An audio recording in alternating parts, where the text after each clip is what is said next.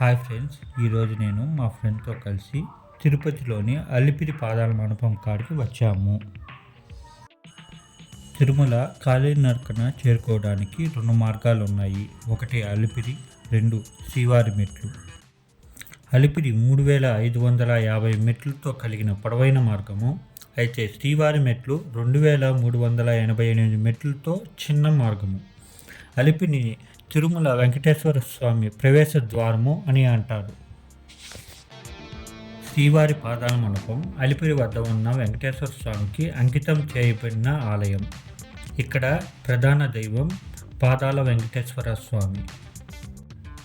పురాణాల ప్రకారం తిరుమలలో ఏకాంత సేవ తర్వాత వెంకటేశ్వర స్వామి తన భార్య పద్మావతిని తిరుచానూరులో సందర్శించి అలిపిరి మెట్ల ద్వారా కొండ దిగి ఈ ప్రదేశంలో తన పాదరక్షకులు వదిలివేస్తాడు.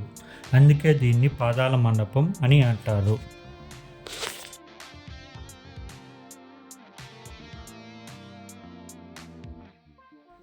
కాలినడకన వెళ్ళే భక్తులకు ఇబ్బంది కాకుండా టీటీడీ వారు అలిపిరి పాదాల కాడ డైలీ అన్నదానం నిర్వహిస్తారు.